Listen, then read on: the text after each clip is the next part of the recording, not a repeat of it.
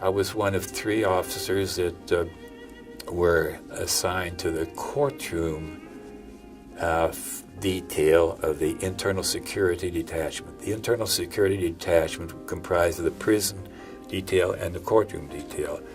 And the officer would stand by the main door, and I would handle just whatever had to be done.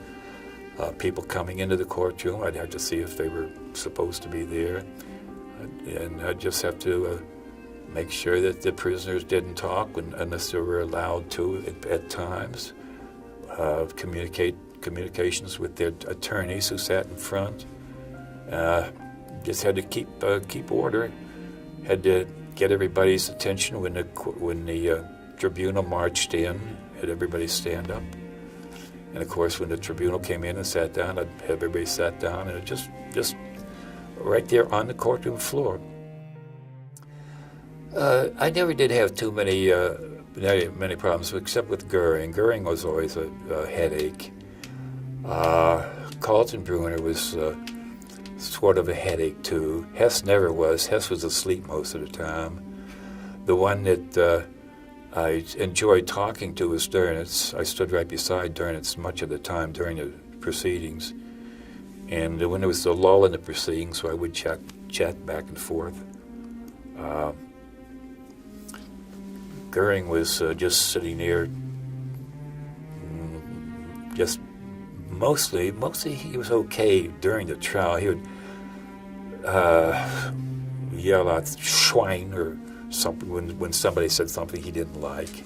He was very arrogant, is the only way you can describe it. Well, initially he was trying to get everybody to team up as a team, and act jointly to oppose everything, but nobody really wanted to listen to him. I mean, they were not under his command or anything. I mean, as much power as he had during the war, I mean, that power was gone, and they all knew it. They didn't listen to him. They ignored him.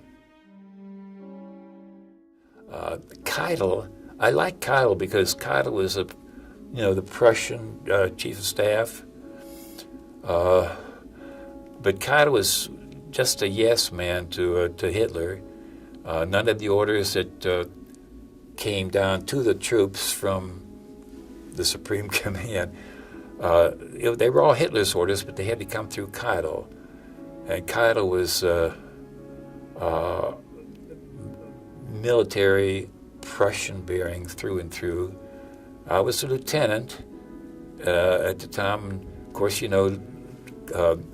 enemy officers, after the war is over, they have to salute the victorious officers. So I got a kick out of Keitel having to salute me every time we passed where saluting was required. I mean, Keitel would have to salute me, Yoda would have to salute me.